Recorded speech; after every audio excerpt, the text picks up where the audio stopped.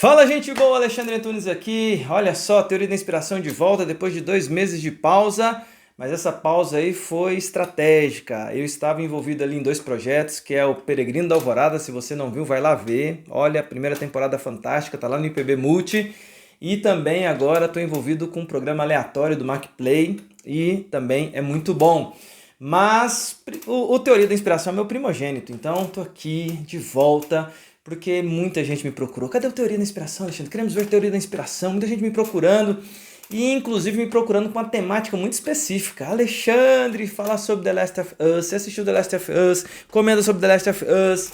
Estou eu aqui para falar The Last of Us. Mas antes de dar sequência nisso, eu quero convidar você a curtir esse canal, a compartilhar, a comentar aqui sobre The Last of Us. E evidentemente que a gente tem essa parceria aí já de muitos anos, alguns bons anos, e é muito importante a gente seguir aí nesse projeto. E quando você curte, quando você compartilha, quando você coloca lá no seu Insta, quando você coloca lá no Zap, você ajuda esse canal. E eu preciso da ajuda de vocês, eu conto com a ajuda de vocês, porque a Teoria da Inspiração aqui, ó, é feito aqui, ó, na raça e no coração. Mas vamos lá falar sobre The Last of Us. The Last of Us é uma série que chegou causando um impacto muito grande na sociedade, no ponto de vista de que ela já chegou com expectativa. E a expectativa é, geralmente, séries de games, ou games que são transformados em séries, em filmes, geralmente flopam, geralmente não dá certo. E certamente você já deve ter ouvido falar sobre isso, né?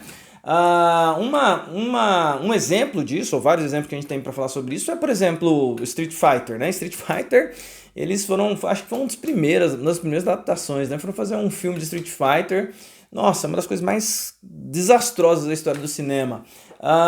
Depois você tem adaptação como Warcraft também, que não ficou legal. Você tem, inclusive, uma outra adaptação também que envolve zumbi, que é a adaptação de Resident Evil, e também, assim, ao longo do tempo você percebe, quem jogou o game sabe que o jogo e o filme, teve uma série também, ficou diferente, ficou divergente e acabou flopando. E The Last of Us chegou com essa questão. E aí, vai flopar? Vai dar certo? Meus amigos, que série, hein? Que série!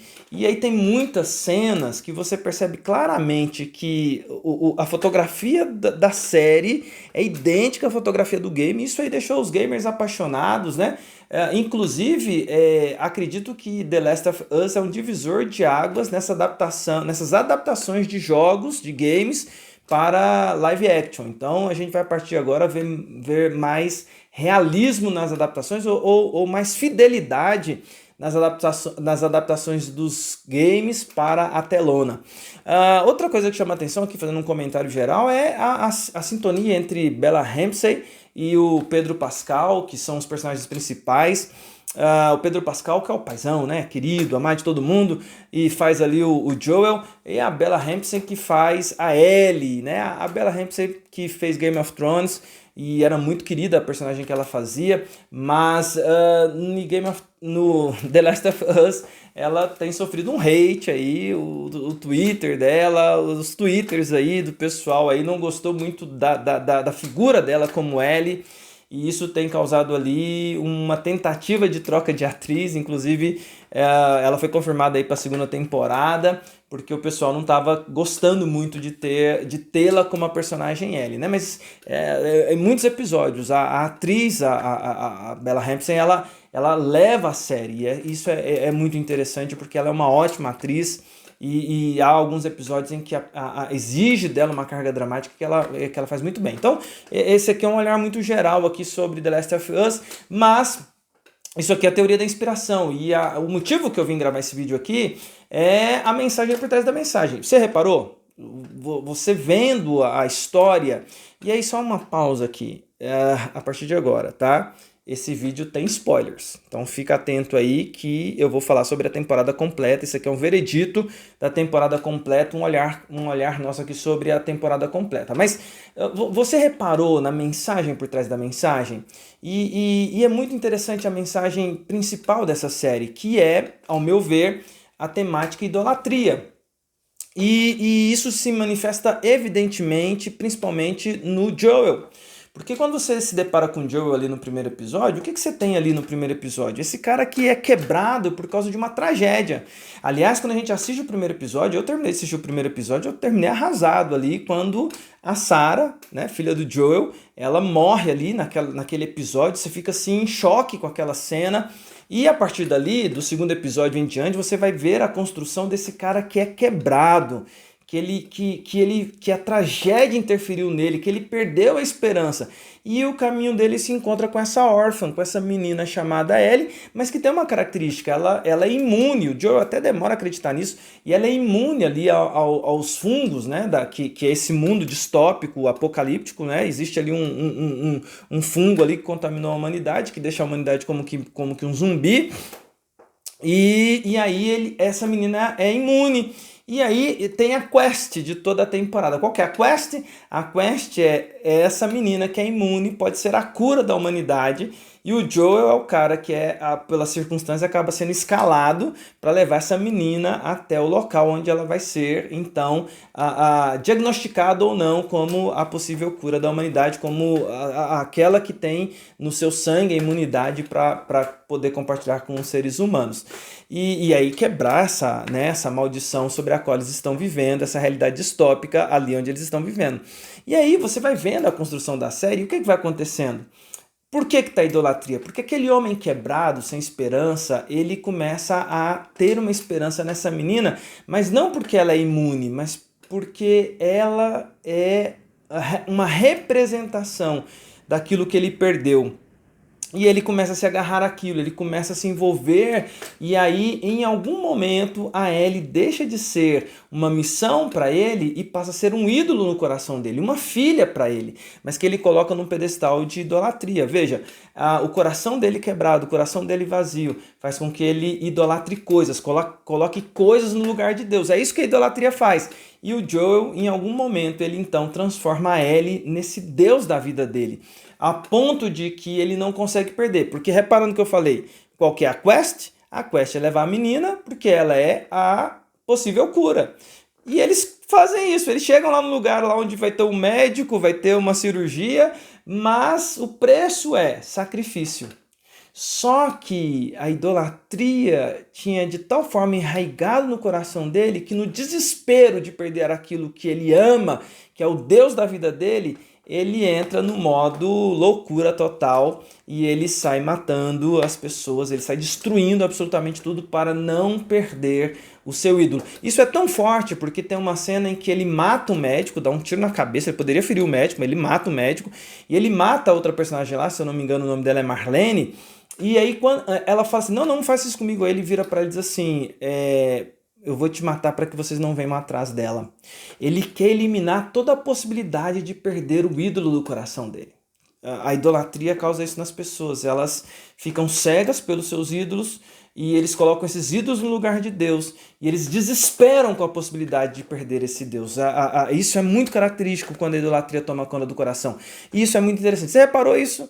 Essa é a mensagem que mais me chamou a atenção, a idolatria do coração do Joel. Isso aí é muito interessante. Mas tem uma outra idolatria, se você perceber, a série em si, e essa é a camada por trás da camada, ela está envolta em idolatria, porque durante a temporada existem alguns episódios e algumas temáticas que foram colocadas lá como representação, ao meu ver, de uma idolatria dessa geração, que é a idolatria da ideologia. Você tem ali manifestações ideológicas, episódios inteiros sobre ideologias que estão ali gratuitos para representar muito bem. E é por isso que eu escolhi gravar esse vídeo aqui, para a gente ficar atento como que essa idolatria da ideologia tem ocupado os corações. É gratuito, é simplesmente para dizer para você o seguinte, olha, essa é a ideologia que eu idolatro. Isso é uma coisa muito interessante para a gente diagnosticar. E aí eu tenho outros vídeos que eu tenho que gravar, mas eu assisti recentemente um filme de herói e no começo desse ano eu assisti uma animação, um desenho da Disney e a mesma característica, uma ideologia sendo colocada lá de maneira gratuito, mas para apresentar um retrato, um frame dessa geração, uma geração idólatra. E a minha pergunta para você está reparando nisso? E olha, a gente precisa de muitos filtros agora para a gente poder ver as coisas que estão chegando até a gente. É por isso que eu escolhi falar sobre essa série, porque eu acho que vale o debate e é muito interessante. Uma outra coisa que me chamou a atenção é a incapacidade do Joel de fazer o ato nobre de sacrifício. E por que isso me chama a atenção? Porque, veja, se você reparar bem, no final da história, ele precisa abrir mão, né, daquilo que ele ama. E é por isso que mostra que é um ídolo, porque ele não consegue fazer o ato de amor nobre, que é o do sacrifício, que é da entrega. Ele não consegue abrir mão daquilo. E o que ele faz? No seu egoísmo, ele mata as pessoas para não perder aquilo que ele mais ama. Olha, aí isso só dá a ênfase e a beleza de quando alguém consegue fazer o ato cabal do sacrifício. Não só uma pessoa, porque até é perguntado para ele, será que essa seria a opção da Ellie? E aí ele tá insano, ele não quer saber disso, mas e aí representa muita coisa, porque assim, você entregar aquilo que você ama em sacrifício representa o ato mais nobre de amor, né? E por que eu tô falando isso? Porque evidentemente eu tô me lembrando aqui que a maior ação de amor da história da humanidade é o Deus Pai que entrega o seu amado Filho em amor, em sacrifício, para que a humanidade pudesse ter esperança. E aí o próprio Jesus falando sobre o seu Pai diz assim, não tem um bom como Deus Pai. Isso é magnífico, porque é uma descrição de que a bondade desse Deus é manifesta naquilo que ele consegue fazer, que é o ato cabal do sacrifício, de entregar aquilo que ele mais ama num gesto sacrificial de amor. E isso é magnífico. Só nobreza do mais alto nível, só amor ágape é capaz de fazer um ato sacrificial desse nível. E o Joel representa muito isso da gente, o quanto que a gente é capaz de sacrificar. E o que a gente faz de desespero para não ter que sacrificar aquilo que a gente ama. Olha, eu fiquei pensando sobre isso e essa série, para mim, o fechamento desse primeiro episódio foi sensacional, dessa primeira temporada, foi sensacional para ficar pensando nessas coisas. Mas é isso, eu tô levantando aqui essas temáticas aqui para você pensar aqui comigo, ver se você viu essas mesmas coisas que eu vi. Se você viu, comenta aí, dá aí a sua opinião, se você concorda comigo. Se você gostou, compartilha esse vídeo, dá o like, compartilha esse vídeo. E eu tô muito feliz de poder estar de volta com Teoria da Inspiração. Outros vídeos virão, tem novidades aí chegando, a gente tá muito feliz.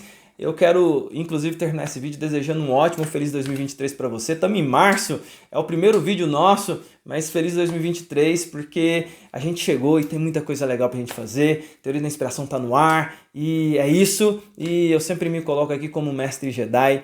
E como mestre Jedi, eu quero deixar aí para os meus padawans aquela frase célebre que os mestres Jedi falam para os seus padawans. E a frase é que a força... May the Force be with you, que a força esteja com vocês, meus padawans. Até a próxima.